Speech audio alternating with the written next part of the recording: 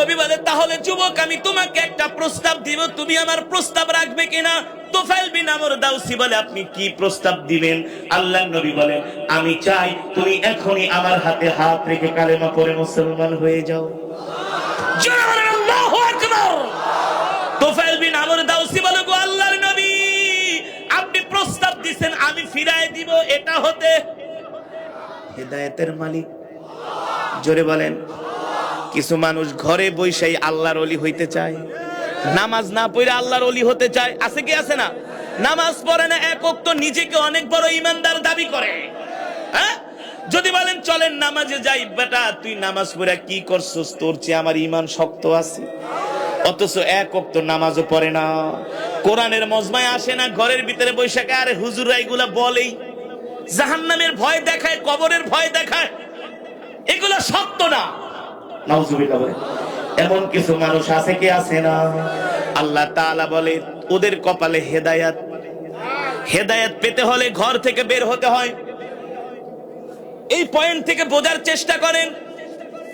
তুফাইল বিন আমর আবু জেহেলের কথা শুনে যদি ঘরে বসে থাকতো, আল্লাহর নবীর কাছে না আসতো, সে কালেমা পড়ে মুসলমান হতে পারতো না। তার ইচ্ছা ছিল আসলে মোহাম্মদ কেমন এটা জানা, তার ইচ্ছা ছিল মোহাম্মদ কেমন এটা বোঝা। ঠিক কিনা বলেন? আবু জেহেল যার বিরুদ্ধে এত কথা বলল, দূর থেকে আমি তার এই কথাগুলো আমি বিশ্বাস করব, এটা হতে পারে না। আমি নিজের চোখে যায় মোহাম্মদকে দেখবো। আল্লাহু আকবার। ঘর থেকে দরদ নিয়ে বের হয়েছেন, মোহাম্মদকে দেখবেন। এই উসিলায় আল্লাহ তাআলা তাকে হেদায়েত দিয়া মুসলমান বানিয়ে দিয়েছেন। রাসূলের হাদিস, মান ইউরিদিল্লাহু বিহি খায়রান ইউফাক্কিহু ফিদ্দীন।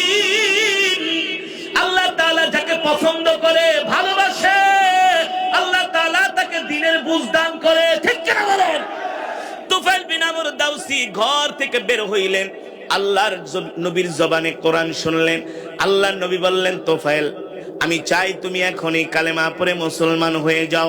তুফাইল বিন আমর দাউসী বলে, ওগো আল্লাহর নবী, আপনি প্রস্তাব দিয়েছেন, সেই প্রস্তাব আমি ফিরাই দিব, এত বড় সাহস তো আমার হতে পারে না।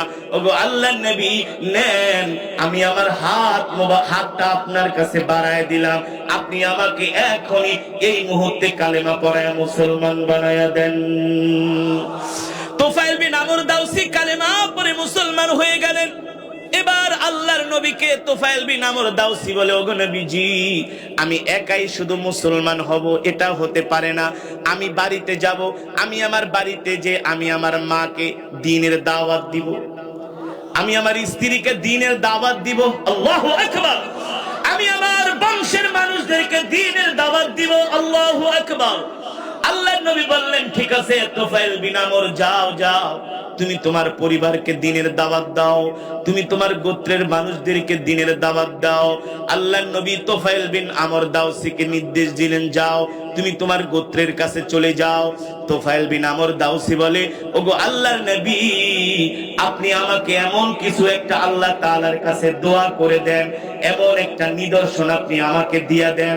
আল্লাহ তাআলার কাছে দোয়া করে যে নিদর্শনটা দেখলে আমার গোত্রের মানুষ আমার কথাগুলো বিশ্বাস করে। আল্লাহু আকবার। তুমি কি চাও, কি চাও বলো? আমি চাই আমার হাতের আঙ্গুল থেকে নূর চমকাবে। জোরে বলেন সুবহানাল্লাহ। আল্লাহ তাআলার কাছে আল্লাহর নবী দোয়া করলেন, আল্লাহ আমার এই সাহাবী যা চায় আপনি তাকে তাই দিয়া দেন। আল্লাহর নবীর দোয়া কবুল হয়ে গেল, তার হাত থেকে নূর চমকাতে শুরু করলো। তিনি রাত্রবেলা অন্ধকারে বাড়িতে রওনা শুরু করলেন।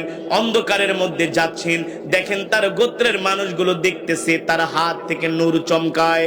তুফাইল বিন আমর দাউসী তার গোত্রের মানুষদের কাছে গেলেন আর বললেন, শোনো, তোমরা আবু জেহেলের কথা বিশ্বাস করবে না।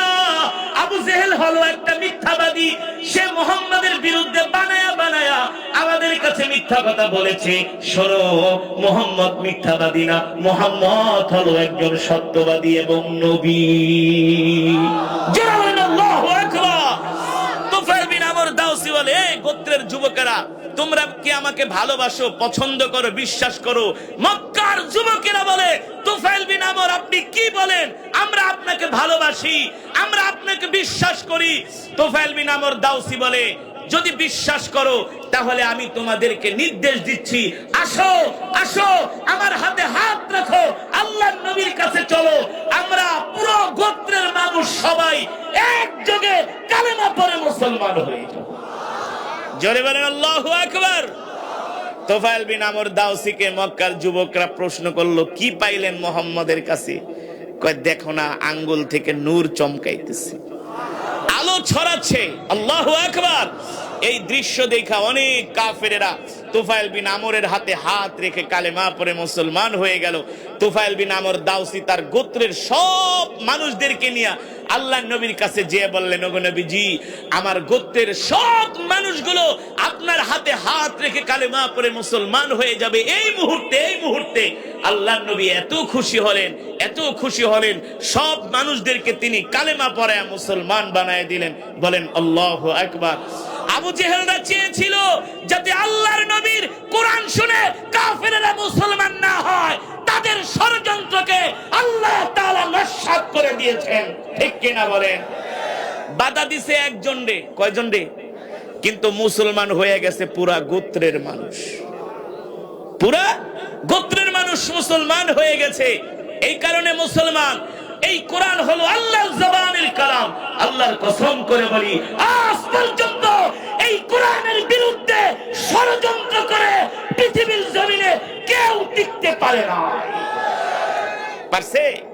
কেউ পারে নাই। যারা এই কোরআনের বিরুদ্ধে ষড়যন্ত্র করেছে, ইসলামের বিরুদ্ধে ষড়যন্ত্র করেছে, দ্বীনের বিরুদ্ধে ষড়যন্ত্র করেছে, আল্লাহ তাআলা তাদেরকে ধ্বংস করে দিয়েছে। আর যারা কোরআনের পক্ষে এসেছে, আল্লাহ তাআলা দুনিয়া আখিরাতে তাদের দামি বানিয়ে দিয়েছে, দামি দামি।